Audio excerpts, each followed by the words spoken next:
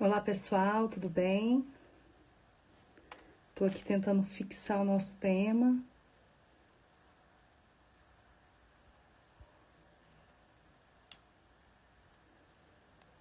Pessoal que está entrando,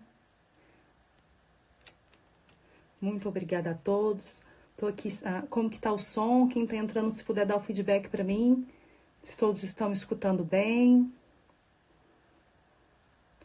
Esse é um tema muito importante. Enquanto a doutora Dalzira, que é a nossa convidada, chega, vou aqui conversando com vocês. Espero que o som esteja legal, que todos tenham me ouvido bem. Quero dar aí um oi para as meninas do Papo de Previdenciária, as minhas companheiras. Quando eu trouxe a ideia de falar sobre violência, todo mundo abraçou esse tema. E conversando entre a gente, nós começamos a perceber o tanto que é um tema, uma coisa que acontece na nossa família, que acontece nas nossas vidas e que é pouco debatido. Eu estou aqui esperando a doutora Dalzira entrar na live para a gente poder começar. E é isso, meninas. Então, a proposta é fazer uma coisa diferente. A proposta é que esse mês, além das nossas lives de direito previdenciário, a gente traz um pouquinho sobre esse tema da violência doméstica. Tem muitos direitos que não são conhecidos. A Lei Maria da Penha é uma lei que está aí desde 2006, porém, poucas pessoas debatem. A doutora Dalzira já entrou. Estou aqui já esperando a solicitação, deixa eu já encaminhar para ela.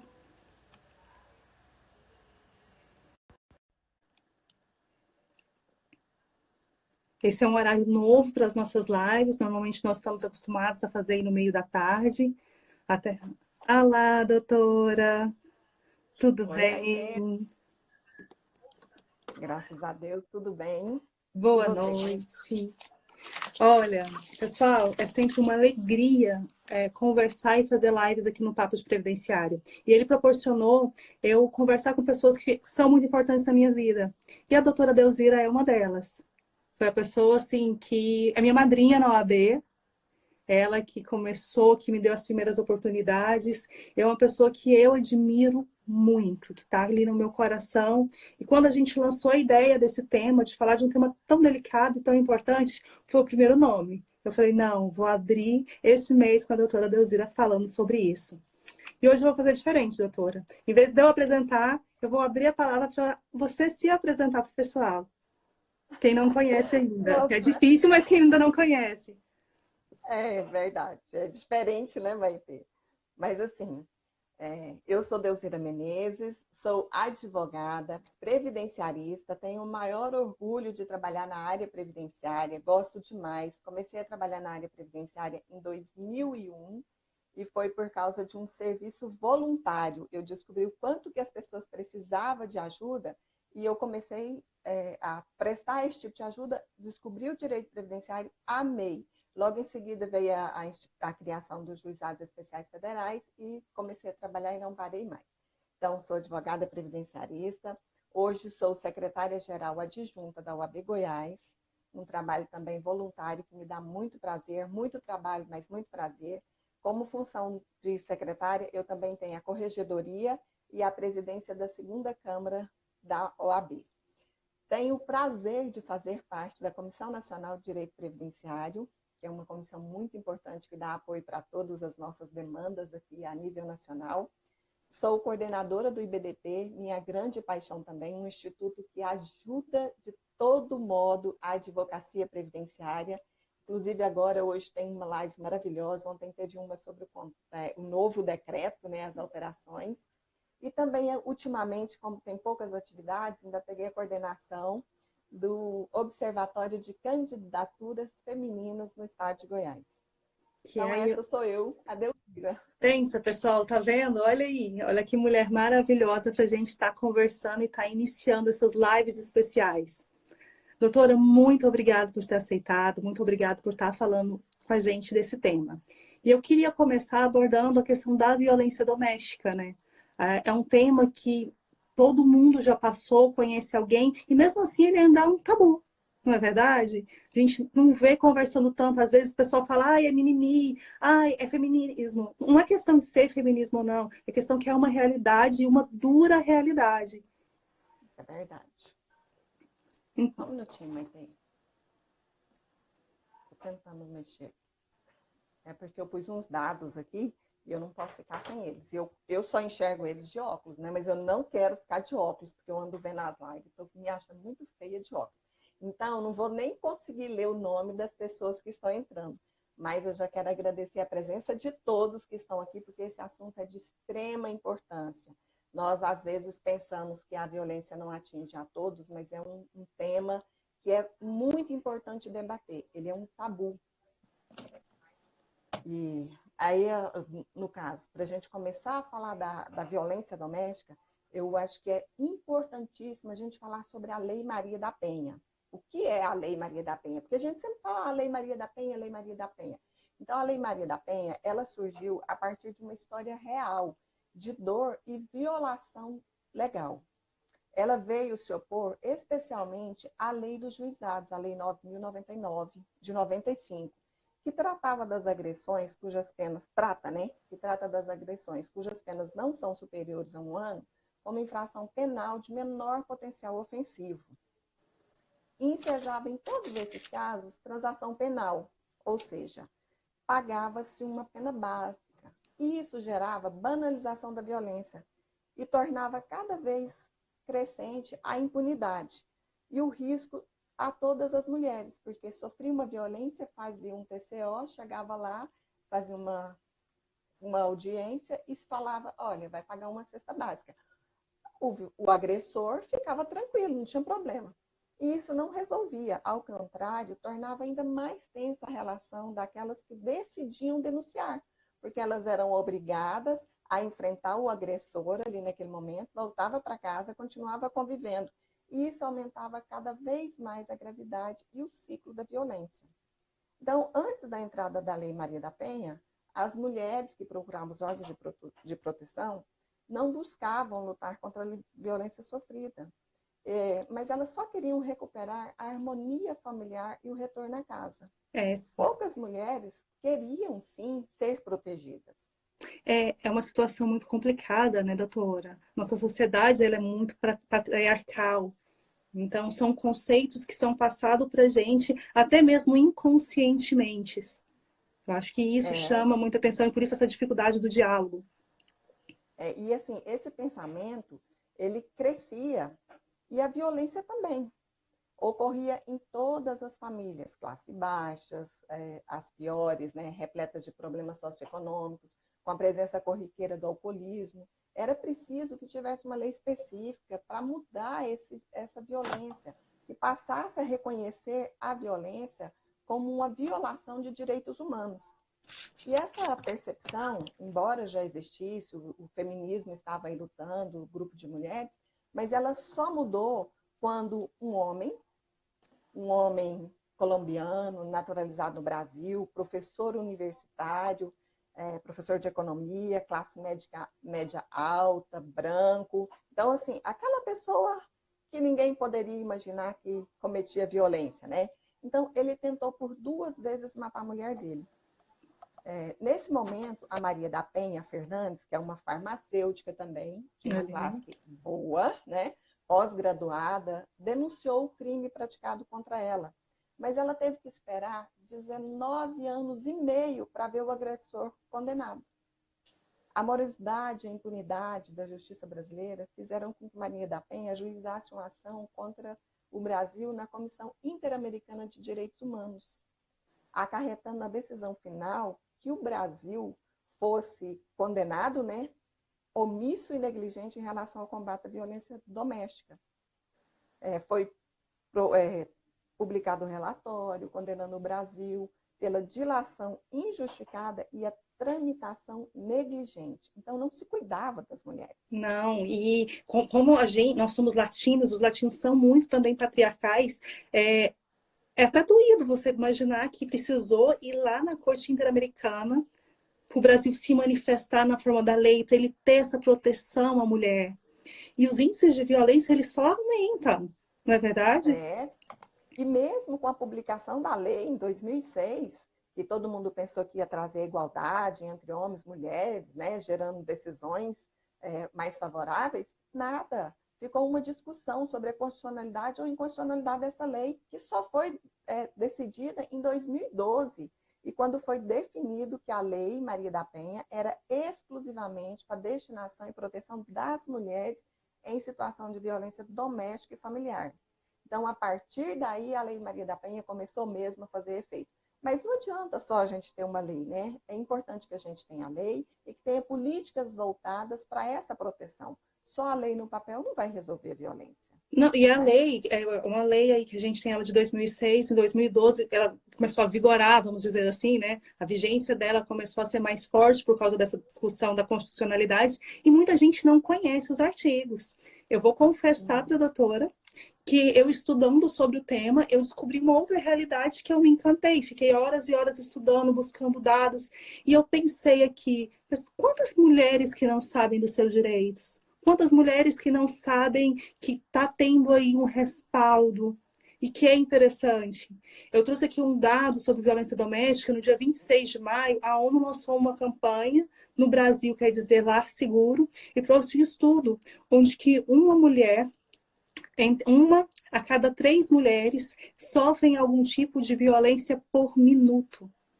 Olha que dado alarmante. E aqui, hoje, nessa live, pessoal, a gente vai falar um pouquinho o que é essa violência. Violência não é só violência física. A gente vai explanar um pouquinho. E vai falar um pouquinho sobre a decisão aí do STJ, que concedeu esse benefício, que conseguiu afastar uma mulher vítima por violência, garantindo aí o trabalho dela pelo período de 6 meses. E a gente quer conversar e queremos interagir, falar sobre esse assunto, falar de uma forma leve, de uma forma consciente. Não é verdade? Embora quando a gente fala dos índices, não tem como ser leve, né? Nossa, não tem. Infelizmente, nós temos que falar deles, né? Temos. Assim, embora você já falou que a cada 3 mulheres, né, uma sofre violência, é assim, um dado que é alarmante, mas a gente tem que falar para que as pessoas possam entender e ver que violência doméstica não é assunto só para discutir entre mulheres. É uma política que tem que ser discutida, levada para o nosso legislativo, para se fazer novas leis, para o parlamento, colocar mais mulheres discutindo isso para que a gente mude a legislação. E só foi por causa de uma mulher que nós tivemos essa lei e que houve tantas alterações que hoje protegem outras mulheres, né? Então, assim, eu acho interessante mostrar isso aqui, que os índices de violência, na maior parte das vezes, no âmbito doméstico, são 75,9% das mulheres possuem algum vínculo com o agressor. Geralmente é o cônjuge, o pai, o padrasto, o avô, o tio, o irmão. Então, assim, os dados que a gente tem geralmente não são atuais, né? Dados estatísticos geralmente é de 2 anos atrás. Então, os dados que tem aqui de 2018 foram contabilizados 66.041 registros de estupros, ou seja, uma média de 180 casos por dia. E assim, mais triste ainda é que 81,8% desses casos foi praticado contra mulheres ou meninas. É muito 4 difícil. meninas de até 13 anos são estupradas por hora no país. Veja como isso é assustador. É uma situação complicada e por isso que ela tem que ser debatida, a gente tem que conversar, falar até mesmo para o homem isso não é mimimi, isso é uma realidade. E aí a gente ainda teve essa pandemia, que a pandemia, o Covid, ele balançou com tudo, né, pessoal? Todas nós estamos mais confinadas em casa, somos obrigadas a passar por uma outra realidade.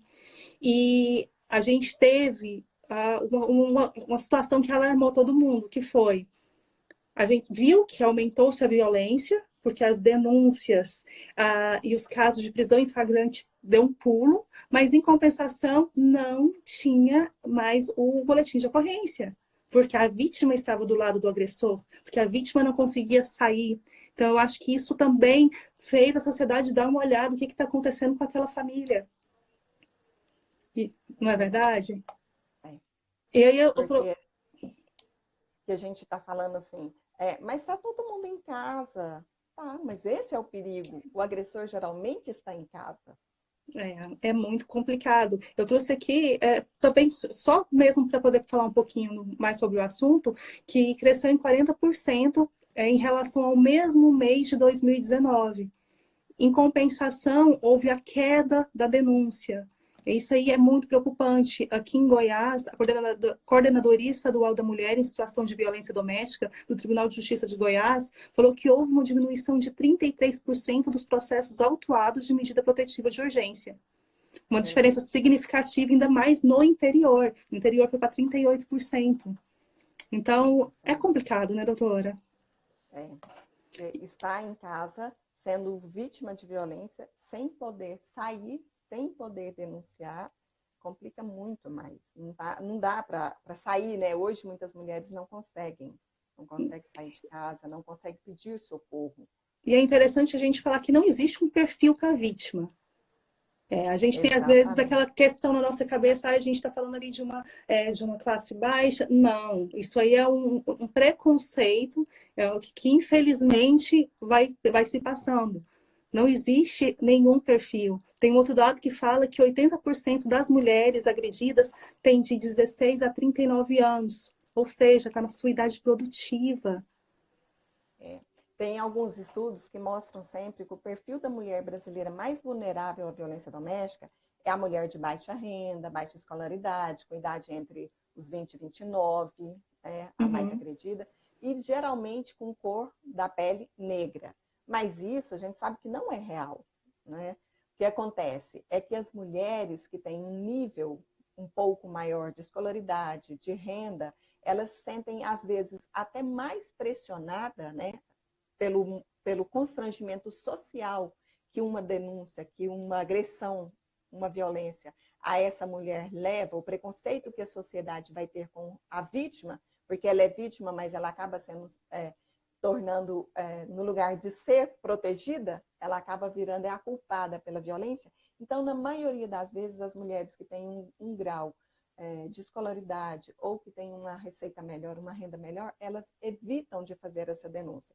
Então, os níveis que nós temos hoje para teste, né, para estatística, realmente são das mulheres de menor renda, de menor escolaridade. Mas isso é ao contrário de falar que elas são as mulheres que têm mais coragem de fazer as denúncias, de colocar a violência sofrida na rua, de contar para uma amiga, de contar para a mãe, de contar para o pastor, de contar para o médico. Então, são elas que às vezes têm a coragem. E isso é que traz os dados, mas não significa que a mulher de baixa renda é que é a mais agredida. A agressão, a violência, ela existe em todos os lares, em todas as faixas etárias e em todas as classes sociais. Não, e é interessante a gente falar e a gente até se questionar o porquê disso. O porquê que uma mulher bem-sucedida às vezes tem vergonha de falar que sofreu uma violência, de expor uma fragilidade. É uma questão tão cultural que chega a doer nós mulheres quando falamos. Quantas vezes a gente conhece uma amiga, quantas vezes a gente passou isso para nossa família e realmente virou-se um tabu. E aí é onde o agressor tem força, porque como a gente vai falar em seguida, são várias formas de violência. A gente sempre pensa na violência como a física, porque ela é a mais fácil, né? Ela é perceptível. Isso, e um dos motivos, né? Não, são vários motivos, né? Que as mulheres evitam de fazer essa denúncia, de levar a público. Muitas delas têm medo, né? De levar a público, primeiro pelo constrangimento. Outras têm uma preocupação muito grande em perder a guarda dos filhos ou deixar os filhos sem sustento, porque na maioria das vezes a mulher depende economicamente desse homem. Algumas têm medo de violência, né? A violência aumentar, ela vai lá, denuncia, não termina em nada, e aí ela volta para casa com uma violência maior ainda. Algumas não acreditam no sistema, fala, não vai adiantar, vai ser impunidade total, e acabam aceitando essa agressão. E na maioria das vezes, muitas mulheres não sabem nem que estão sendo agredidas. Que é o que mais nos preocupa. A forma de violência, a gente tem a violência física, que ela é perceptível. Uma mulher chega com o olho roxo, ainda tenta esconder, mas você está vendo. E a gente tem aí, vamos falar um pouquinho da violência psicológica, que eu acho que é uma das mais cruéis. São traumas que a mulher leva para o resto da sua vida. E que é mais difícil da outra pessoa enxergar, é mais difícil de se provar. E é uma agressão, né, doutora? É. E aí fala assim, mas o que é uma violência psicológica? Qualquer conduta que cause dano emocional, diminuição da autoestima, ou que prejudique e perturbe o pleno desenvolvimento, ou que vise degradar ou controlar as ações, o comportamento, as crenças, decisões. Pode ser mediante ameaça ou só aquele constrangimento. Aquela coisinha que às vezes você fala assim, ah, não, deixa passar. Aquela humilhação que ele fez é uma violência psicológica. A manipulação que ele faz, às vezes, dos compromissos, das coisinhas que você quer fazer, das suas coisas íntimas, mas que não pode, está manipulando ali o tempo todo. O isolamento que às vezes é causado. Hoje nós estamos em isolamento social, é necessário, então vamos manter o nosso isolamento. Mas há casais, há pessoas, há mulheres que vivem em isolamento constante, que o Sim. companheiro não permite. Não permite ter um celular, não permite mais ter o contato com as amigas. Pessoal, isso é uma agressão. Isso é a É, violência psicológica. Isso mexe. Gente, quando a pessoa mexe com a sua autoestima, que a mulher ela é muito ligada a essa autoestima, ela precisa se sentir bem. E aí vai, às vezes, o agressor e acaba com isso com a mulher. É um trauma que ela exatamente. leva, é uma dificuldade que ela tem. Aqueles insultos, né? Que às vezes fala, é brincadeirinha. Tá, atrás de toda brincadeirinha tem uma verdade, tem uma meia-verdade. Aquela chantagem, né? Ah, se você fizer isso, eu não vou te dar mais, eu não vou ficar aqui, eu vou sair, eu vou ficar com raiva. Isso é violência psicológica. É, a ridicularização, quantas vezes a mulher se veste, né? Ou faz uma maquiagem, aí chega perto, tá achando que vai receber um elogio, a pessoa ri, né? Isso é uma violência psicológica. É, Usar os toda filhos para vez atacar, que às vezes também tem isso muito. Normalmente a também manipulação psicológica ela está muito ligada ali ao berço da família, a questão dos filhos. É uma é a gente violência. comentando assim, o fato de uma mulher gostar de usar uma determinada cor na roupa, ou no cabelo, ou no batom, e o companheiro começar a criticar, começar a tolher isso, falar, ah, isso não fica bem para você, isso não pode ser usado, mulher direita não faz isso. Isso é uma violência E psicológica. pessoal, De vamos certa combinar. forma, Quem nunca escutou isso? é, Não é quem nunca verdade? passou um batom e, olha, esse batom seu tão horroroso. Tá Não. certo que em alguns momentos os homens têm certos companheiros que eles falam realmente, falam, olha, não ficou bem, tal, muda, né? Alguma coisa assim. Mas fala, olha, tá horrível. Isso é uma forma de violência e é uma das piores, né? Porque a violência psicológica, ela destrói o ser humano, ela destrói a mulher inteira. Inteira. E às vezes é num olhar. Às vezes você percebe É, aquele climão, você já vê um olhar pro outro e fala, ixi, alguma coisa aconteceu. Então, algo. é uma violência difícil de ser comprovada, porque eles colocam de um jeito que parece que você que é louca, que É você que não isso. está entendendo, que você que não que está sendo. Ai, eu já escutei tantos termos, porque eu comecei a conversar sobre isso e comecei a ler tantas histórias para ter uma bagagem para a gente conversar, que eu fiquei assim, pensando, a gente cai nisso. Eu acho que todas nós já escutamos isso. A diferença é que uma Já consegue filtrar, a outra não consegue, mas um tipo de violência na vida, eu acho que quase toda mulher já passou. A E gente essa violência, ela acaba sendo uma das piores, essa forma de violência, ela acaba sendo uma das piores, porque ela prejudica a saúde inteira. Não é só o psicológico, porque assim, se a pessoa não está bem psicologicamente, ela acaba até desenvolvendo doenças físicas. é E verdade. às vezes nem sabe o porquê. Quantas pessoas têm dores em todas as partes do corpo, tem hematomas, às vezes até sem ter nenhuma agressão física mesmo, muitas dores de cabeça. Isso tudo pode ser por causa de uma violência psicológica. Embora a gente esteja falando de violência doméstica, ou seja, de alguém, um homem produzindo violência doméstica contra uma mulher, nós também podemos falar que nós mesmos, mulheres, nós fazemos violência psicológica conosco mesmo. Sim, Nós fazemos isso direto. quando nós somos tão exigentes conosco, vamos fazer uma live, vamos fazer uma palestra, vamos conversar com alguém, nós nos cobramos tanto que chega na hora dá até branco. É verdade. Né? Sem E a dúvida. gente, nós permitimos que o outro faça e fazemos também, e às vezes nem percebemos. Veja como a violência psicológica é abrangente e preocupante. E é uma questão muito cultural. Eu, às vezes, vejo que não é por querer que uma mãe passe isso para a filha, mas é um senso comum da sociedade que a gente tem que lutar cada dia. Porque são ideias que são colocadas na cabeça e você fica batendo aquilo, e aquilo não é a realidade. Aquilo ali é um conceito, é um preconceito que outra pessoa passou para você. E que machuca. E tem, assim, estudos falando da violência que já não é só a psicológica. Você acabou de falar que, às vezes, a mãe passa até sem perceber esse aceitar a violência, né? Tem estudos que mostram que os filhos, né? Os filhos de uma casa onde há muita violência, eles estão mais sujeitos a serem agressores no futuro. Então, se há um filho, ele vê essa violência todos os dias em casa, ele cresce com isso, ele tem uma grande chance de ser um agressor no futuro. E, inclusive, deve-se observar isso com muito cuidado nas crianças que têm o costume de brincar com os animaizinhos de estimação, fazendo violência, agredindo, machucando. Isso é uma forma de violência. E, às vezes, as mães falam, tadinho, não, deixa.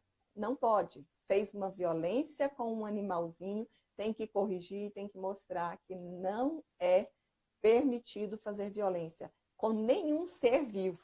Porque muitas vezes eles vêm agressor. Eles veem aquilo e eles repetem às vezes na boneca, repetem às vezes num animalzinho, repete às vezes num amigo, num coleguinha. Então é muito complicado. Eu gosto sempre de falar, eu participei de um evento um dia, organizado pela doutora Pauliane, que é a presidente da Comissão de Defesa dos Direitos dos Animais, e teve acho que, não sei se é tenente, lá de São Paulo. Ele é um estudioso da violência doméstica, aliás, da violência. E hoje ele fala muito em violência doméstica e utilizando sempre os animais. Aí ele falou nessa palestra que tem estudos lá nos Estados Unidos em que eles começam a monitorar as crianças desde cedo, quando elas cometem violência contra animais, porque certamente elas já participam de um banco de dados e elas já são, no futuro, agressoras. E eles já monitoram o tempo todo e conseguem pegar esses agressores no futuro. Nossa, que interessante, hein? Olha aí, como essa violência ela abala toda uma família. E aí a gente falou da violência física, a gente falou da violência psicológica, temos aí também a violência sexual. Você já trouxe aí o dado do estupro, que é um dado alarmante, que eu acho que também é uma das formas mais terríveis da violência. E eu não deixo de falar sobre aquele estupro marital, que foi uma coisa que também é um tabu e também é uma coisa que às vezes é imposta à mulher.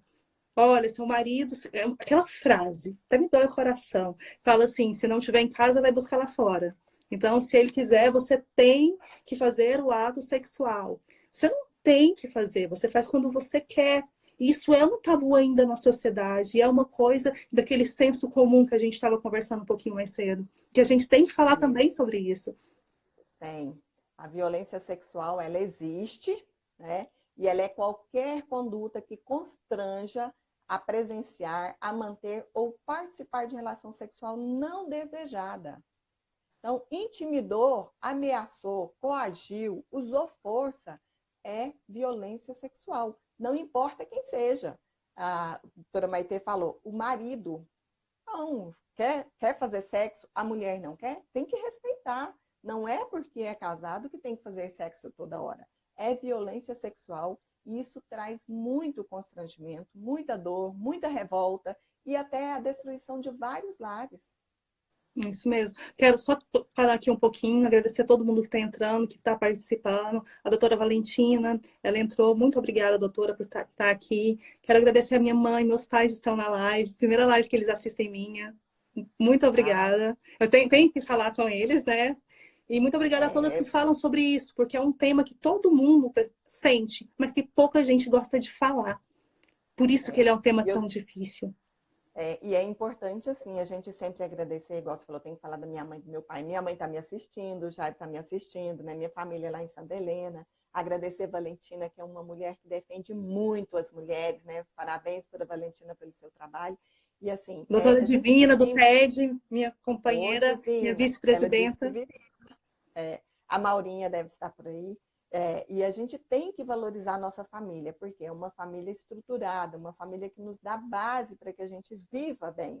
E mesmo assim, a gente ainda vê alguns casos de violência. Então, mãe, muito obrigada pela formação que você me deu, pela educação. Embora a gente tenha vivido alguns maus pedaços no passado, mas minha mãe foi uma guerreira que teve a coragem de sair de um lar violento e se tornar uma grande mulher hoje. Não ficou preocupada nas amarras de não ter uma renda, porque vivia na dependência do marido, mas ela teve a coragem há muito tempo atrás, então é uma heroína, eu sempre falo isso. Minha mãe é uma sobrevivente da violência e eu jamais aceitaria um tipo de violência comigo, porque eu não poderia deixar que o exemplo que a minha mãe me deu de ter enfrentado tudo há muito tempo atrás seja esquecido. Então, eu achei importantíssimo que a gente fale sobre isso, e eu não tenho vergonha de falar, igual um dia uma pessoa fala, você não pode ficar falando que foi vítima de violência. Não, eu não fui vítima de violência direta, eu fui através da minha mãe. Minha mãe sofreu bastante, era uma jovem e passou por tudo isso que a gente já falou até agora. A violência psicológica era absurda. É muito Então, complicado. ela conseguiu numa época em que era muito difícil ser uma mulher separada, uma mulher que saía para trabalhar. Então, hoje, quando a gente tem oportunidade de falar sobre violência, nós temos que falar. E tem que mostrar que ela acontece em todas as classes e que, para acabar com ela, a única coisa que nós temos que fazer é abrir a boca, é falar. Porque cada vez que a gente fala, mais pessoas tomam conhecimento e vai chegar em um dos nossos legisladores, nosso parlamento, para fazer leis que protegem realmente a mulher. E não vamos falar também que não existe violência contra o homem. Existe, claro que existe, né? Mas ela não está enquadrada na nossa Lei Maria da Penha. Ela é Não. para proteger única e exclusivamente a mulher. Isso, fala até do gênero feminino, né? A gente teve essa abertura aí do gênero feminino. E porque a violência, ai, nós somos. Eles ficam brincando, vocês não são mais o sexo frágil. Pessoal, querendo ou não, a força física de uma mulher não é comparada à força física de um homem. Nunca. Não vai ser. Então, a gente tem ali várias formas de violência, várias formas de que teve essa coação com a mulher, que a mulher se sente coagida. A gente tem também a violência patrimonial, não é verdade? Que é quando usa o Importantíssimo e dinheiro. velada. É É velada, né? velada. É É o que é velada. pior. É nas entrelinhas ali, literalmente do casal, da casa. É o homem controlando o dinheiro, é o homem falando, ai, você vai sair? Vai ser assim? Não, então eu não vou te dar isso. Tem muitas mulheres que trabalham e que o dinheiro vai para o homem cuidar, porque o homem é o homem da casa. E se fosse só assim também, ainda vamos falar. E aquela que nem sabe que está sofrendo uma violência patrimonial, porque ela trabalha fora, não importa o valor do salário, quando ela chega em casa, vamos dizer, as despesas de alimentação fica por conta dela.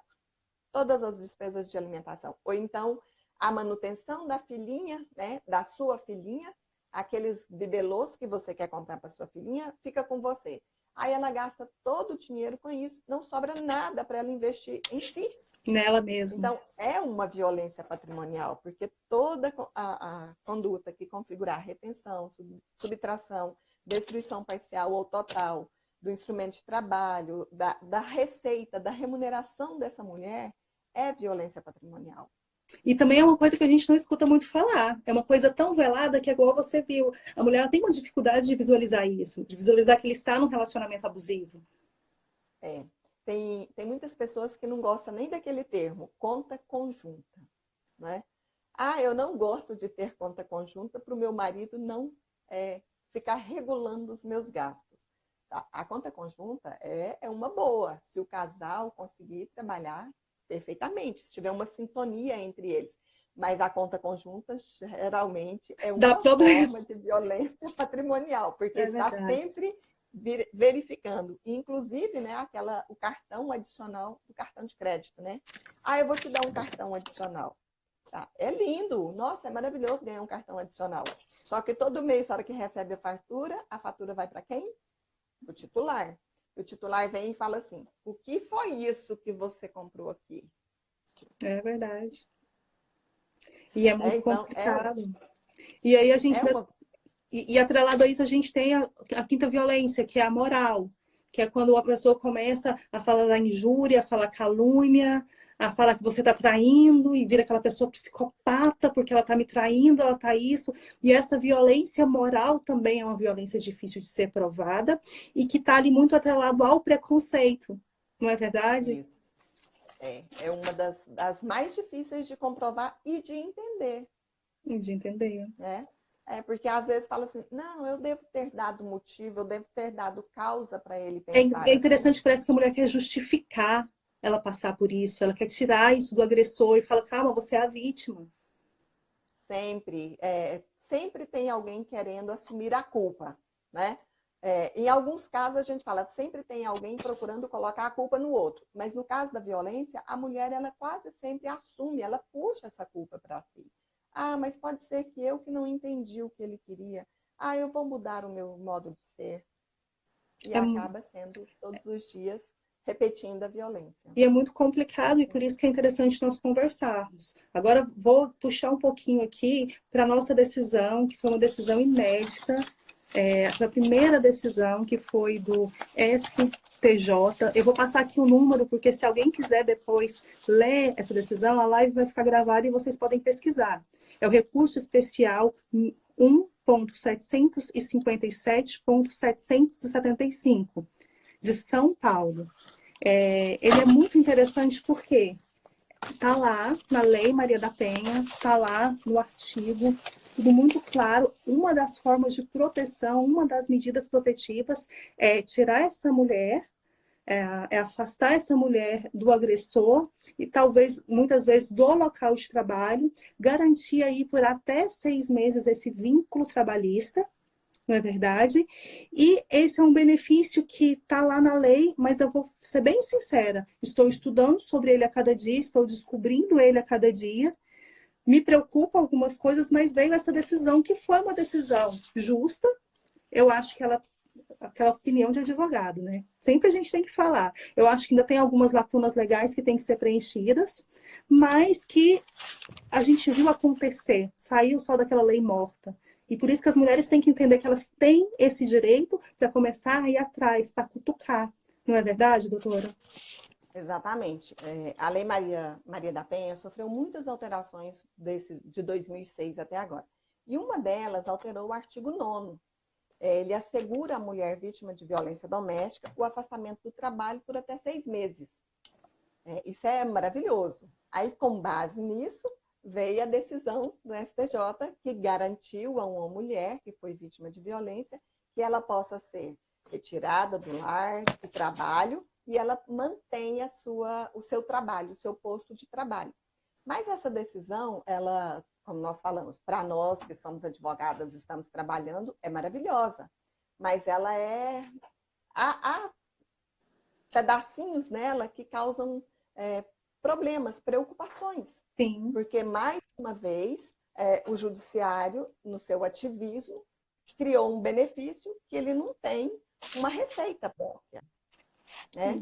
Veio ter uma decisão mantendo a qualidade de segurado, né? Porque ele falou que tem que pagar, deu uma decisão considerando como se fosse um auxílio-doença, e essa mulher vai ficar recebendo. Só que qual foi o fundamento para esse auxílio-doença? Sim. Nós sabemos, né, que no direito previdenciário, para se receber um auxílio-doença tem que ser segurado da Previdência, tem que ter carência. Quando ele é segurado, ele tem contribuições, então é contributivo, retributivo no nosso sistema. E se essa pessoa não tivesse a carência, não tivesse cumprido a carência? Eu vejo E a ali que pessoa... teria que talvez ir ali para assistência, tanto que a decisão ela foi uma decisão boa, sim, iniciou, mas eu acho que ela só iniciou um debate, não é verdade? Isso é bem importante, porque nós falamos assim, foi bom, ela garantiu, ela está trazendo a efetividade da lei, porque a lei está omissa, ela fala que tem que garantir, vai me garantir o trabalho, a manutenção do trabalho, mas ela não fala quem paga, quem não paga, se garante a qualidade segurada, se paga férias, se paga 13º, se paga FGTS, se ela vai, quais são os direitos assegurados. E na decisão do STJ, face a essa lacuna, ele fez uma analogia e jogou ali um benefício de auxílio-doença. Hoje, para essa pessoa que está recebendo, é muito bom, mas nós vamos proteger quem? É só as seguradas? Isso, que aí já vai uma crítica, que talvez poderia ter ido para o lado assistencial, porque na decisão ele solta, ele fala do LOAS, né? Ele fala da lei, não do LOAS benefício, perdão, é porque a gente às vezes confunde. Ele fala da lei. E na hora de falar do benefício, ele para ao auxílio-doença. Então a gente tem o primeiro problema. Quem que é competente? O competente vai ser a Justiça Federal? Não, vai ser a justiça de onde fez ali a denúncia, vai ser o juízo criminal, ou vai ser a justiça do trabalho, porque é uma relação trabalhista. E aí, segundo, com essa decisão, ele falou que é o juiz da execução, não é verdade? Então, assim, lá na decisão a gente observa que é o juiz, né? Quem vai decidir a manutenção do emprego é o juiz da vara especializada em violência doméstica familiar. Mas nem todo lugar tem. Aí fala, não, então pode ser o juiz criminal. Não vai ser o juiz da área de trabalho, da vara de trabalho. Porque o motivo do afastamento, ele não advém da relação do trabalho, mas da situação emergencial que a mulher está posta por causa de uma violência. Então, ela é uma proteção social, ele não está protegendo o trabalho. Ele está protegendo a mulher, mantendo os seus rendimentos, mas não é um afastamento do trabalho, por causa de motivo do trabalho. Então. E aí que a gente comenta e vê. Parece que quando foi fazer a decisão, a pessoa confundiu tudo. Eu também tive essa impressão. Misturou direito previdenciário com direito assistencial e no final fez uma saladinha e deu um benefício. Bom, pelo menos concedeu. Sim, igual eu falei, foi uma decisão boa. Você, mulher que sofre algum tipo de agressão, você agora sabe, a gente viu que isso não é uma lei morta, que você pode sim ser afastada. Agora, falando um pouquinho aqui entre advogados, ficou uma decisão um tanto curiosa, vamos colocar assim. Ficou. E aí vai a segunda. A gente está falando de uma interrupção ou de uma suspensão desse contrato de trabalho, porque aí já vai os reflexos trabalhistas. Por isso que tem essa dúvida sobre a competência. Então, a gente já analisando a decisão também, foi olhar o que tem na decisão? Interrupção do contrato de trabalho, né? Tanto é que mandou pagar um auxílio-doença, que em regra, os 15 primeiros dias é pago pelo empregador e o restante pelo INSS. Então, entende-se que foi uma interrupção. Mas nisso também a gente tem que olhar com bastante cuidado, porque isso pode trazer mais problemas ainda para as mulheres. Porque quando se coloca esse benefício, supondo ela tem uma qualidade segurada, então interrompeu o contrato de trabalho, ela vai receber o benefício previdenciário. Mas e se ela não tem a qualidade de segurada, vai manter o trabalho? Aí a responsabilidade passa a ser de quem? Do empregador. O empregador vai ter que pagar, porque se ele não fez o registro na CTPS, se ele não fez as contribuições, ele é responsável. Aí ele vai ter que manter essa empregada por 6 meses sem trabalhar e pagando. Isso vai fazer o quê? Com que as mulheres sejam cada vez mais tolhidas do trabalho. Porque se for uma pessoa, uma mulher que sofre violência, ela vai fazer uma entrevista de emprego. Se ela passar por uma psicóloga e ela já naquela conversa inicial entender, olha, essa mulher é vítima de violência doméstica, ela vai falar, não vou contratar, porque eu posso ter o problema de ter que deixá-la 6 meses sem trabalhar. Eu não quero essa despesa para mim. Porque isso pode acontecer a qualquer momento. Não é acidente de trabalho. Não, e aí que está a questão, porque por isso que é tão delicado e é tão melindroso se mexer com isso. Na decisão, ele fala que é interrupção, ele fala das férias, né? Que aí seria um ônus do empregador. Eu conversando com a doutora Maria Eugênia, que é especialista em direito do trabalho, a gente conversando sobre essa decisão, nós debatendo, ela falou assim, Maite, olha, todos os advogados trabalhistas, eles entendem que seria uma suspensão. Porque se fosse uma Verdade. suspensão, não teria ônus. Só que nessa decisão, o juiz, né, no caso aqui, o nosso ministro, ele tentou proteger muito a mulher, mas talvez não foi o termo correto. Talvez um benefício assistencial fosse o caso. Ele fala muito, tanto que a base legal, que ele tira o trechinho da Constituição, é exatamente a assistência. Agora, se for um benefício previdenciário, como a doutora mesmo falou, eu falo de contribuição. Então, eu estou cuidando só de um pedacinho, eu não tinha que cuidar de todas as mulheres. E até assim, a gente analisando a questão, não teria nada de inovador, por exemplo, se uma segurada, vítima de violência doméstica, ela ficar afastada do trabalho, porque ela teve a violência doméstica, ela, se for física, pode causar um problema físico e ela ficar incapacitada realmente. Mas uma violência psicológica, ela pode ficar incapacitada sem ser tão visível, mas ela vai ficar incapacitada temporariamente recebendo o benefício de auxílio-doença. Não tem nada de estranho nisso, tá certíssimo, né? Uhum. Então, não mudou nada. A Lei Maria da Penha não serviu, vamos falar assim, nesse caso, de uma segurada que está protegida, ela não mudou nada, porque se tiver realmente uma incapacidade, ela vai receber o benefício de auxílio-doença. Só facilitou porque a violência doméstica pode ser analisada para conceder o benefício de auxílio-doença com talvez uma maior facilidade. Mas nós temos que olhar para a violência a uma mulher que não é segurada. Então, Sim. se a decisão tivesse feito toda aquela analogia toda, mas ao final ela definisse, não, vai dar um benefício assistencial para essa mulher por tanto tempo, aí sim teria sido uma decisão que abrangeria mais pessoas. Isso. E Aí eu chamo a atenção. Por ser a primeira, é interessante a gente ter essa live, ter essa conversa, porque somos nós que estamos construindo a jurisprudência. A gente está falando aí de uma lei de 2006, onde a primeira decisão saiu em 2000, no finalzinho do ano passado, né? Deixa eu até conferir aqui a data certinha para eu falar para vocês. Então, você está vendo aí a diferença, tanto que demorou para isso bater na porta do judiciário. Eu fiz uma pesquisa para ver se eu encontrava alguma coisa aqui, alguma coisa de Goiás. Pessoal, eu não encontrei. Eu não encontrei porque a mulher normalmente não denuncia, não chega a estar lá, tem vergonha de perder o emprego. E essa foi a primeira. Vamos fazer uma outra construção jurisprudencial? Quando formos pedir em algum caso nosso, em vez da gente usar como paradigma aí o auxílio-doença, por que não usar assistência com esses fundamentos que nós já conversamos aqui? Que aí vai a isso questão é da muito carência. importante. Né? A questão da carência, na decisão, ele fala que independe de carência, independe de contribuição. Mas ele fala que é os mesmos requisitos do auxílio-doença, e o auxílio-doença tem carência. Então chega a ser contraditório. Mistura tudo, né? Porque se Mistura não tiver tudo. carência, tem que ter o quê? Um benefício acidentário.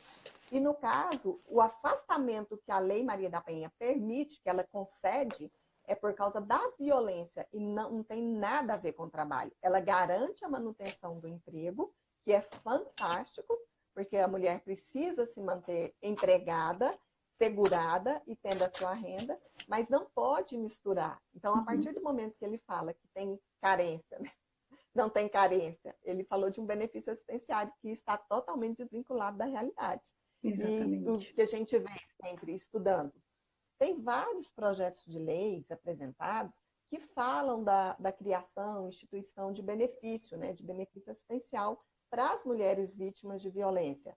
E hoje o benefício que nós conhecemos, benefício de prestação continuada, que muitos falam LOAS, ele é concedido hoje para o idoso ou para a pessoa com deficiência.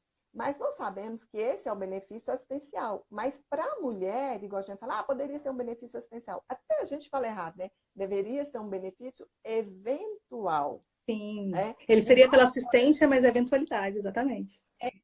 nós estamos falando aí, tem um benefício emergencial que foi concedido em face da pandemia.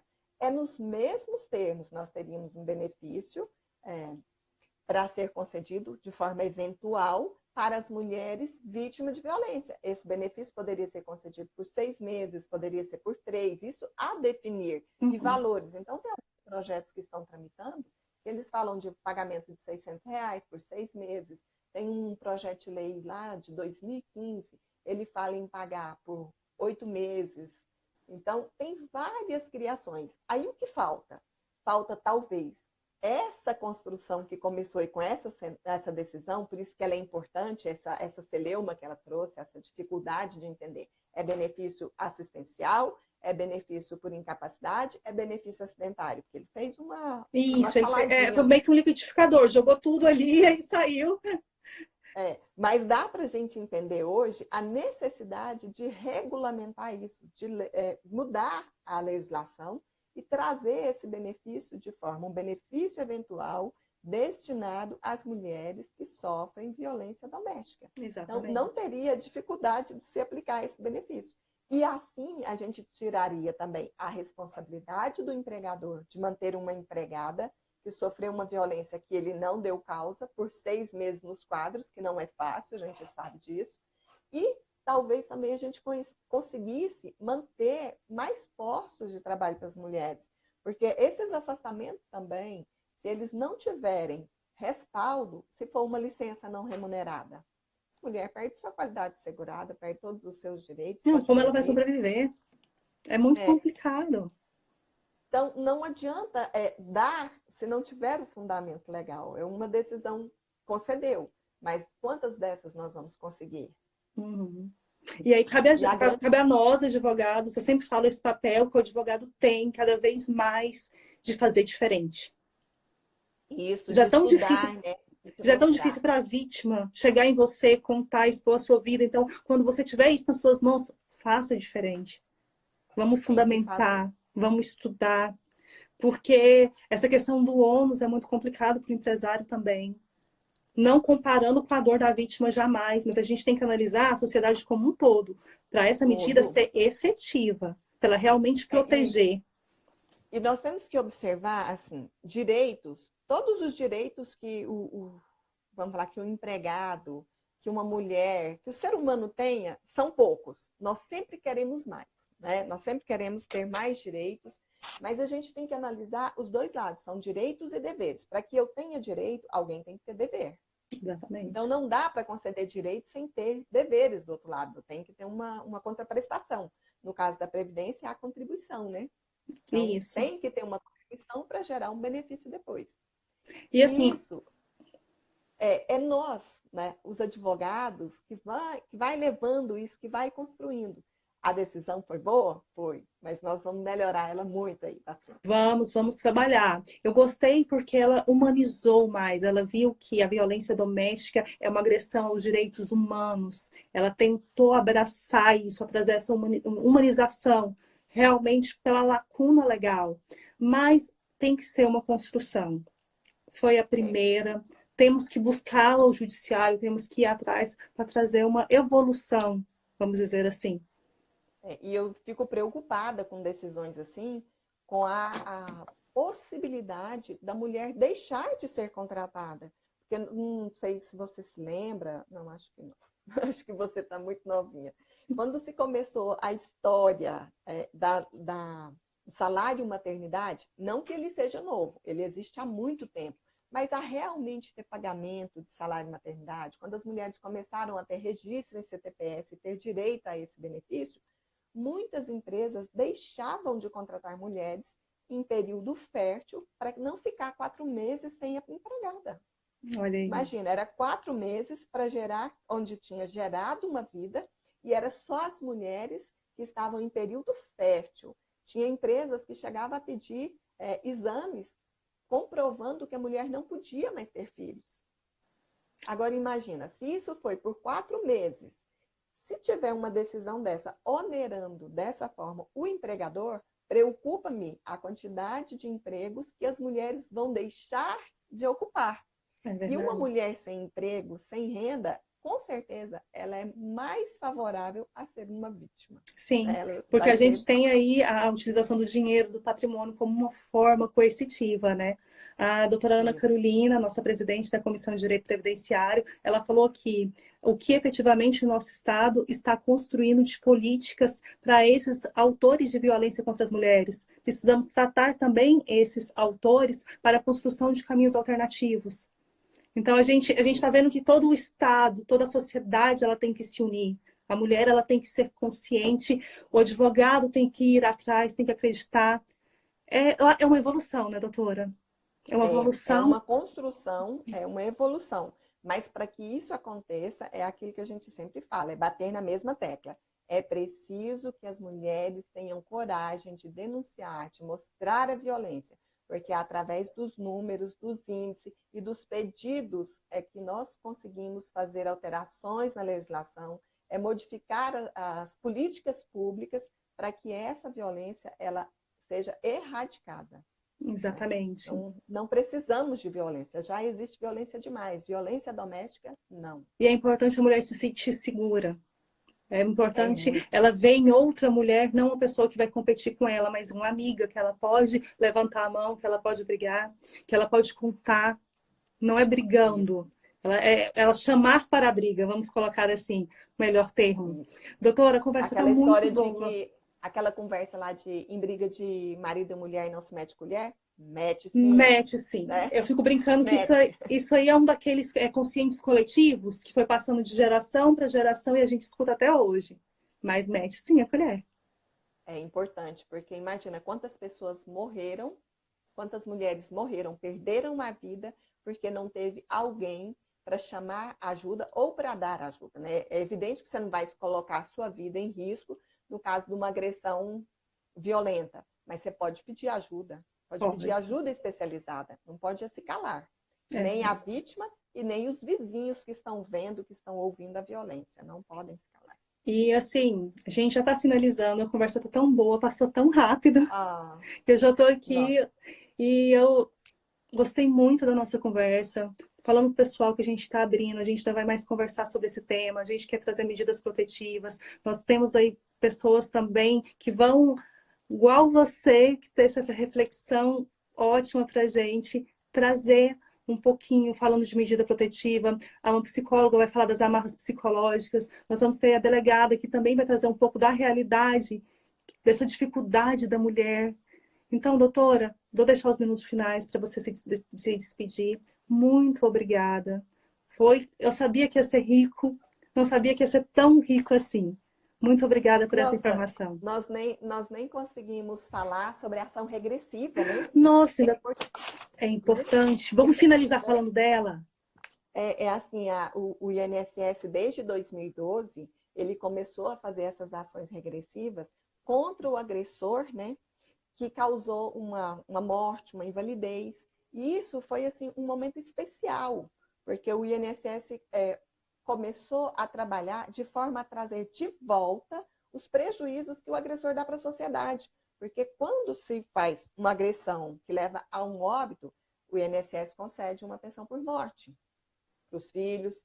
Quando é uma aposentadoria por invalidez, que hoje é a nossa por incapacidade permanente, o INSS está gastando. E que quem está pagando é toda a sociedade. Então, desde 2012, o INSS está fazendo isso. Não é uma coisa nova. Isso já existe desde o Código de 1916. Quem comete um ato ilícito é obrigado a ressarcir o dano que ele causou.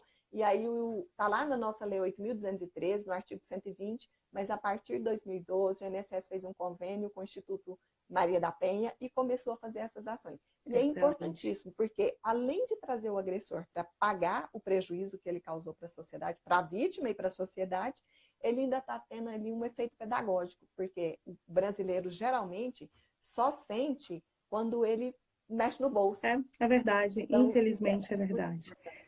Pessoal, quero deixar um abraço aqui para todo mundo, para as meninas do Papo de Previdenciária. A live vai ficar salva, vai subir para o nosso canal. Doutora, a gente tem um minuto. Despede para o pessoal Ai, para dar tempo de eu salvar a live, para não correr o risco tá. de a gente perder. Então, assim, só agradecer, falar para as mulheres que elas têm que fazer, têm que denunciar. Hoje nós temos 3 canais, 190, o app do Goiás Seguro e lá nas farmácias, né, todas as mulheres. Só basta chegar lá e fazer isso. Isso, doutora. Tá? Então, muito obrigada, Maitê, por tudo e estou à disposição. Obrigada a todo mundo que assistiu. E essa live vai ficar gravada, porque esse é um assunto que não pode se calar. Precisa de muitas vozes. E vamos conversar sobre isso. Tchau, tchau, doutora. Obrigada a todos, Tchau. gente.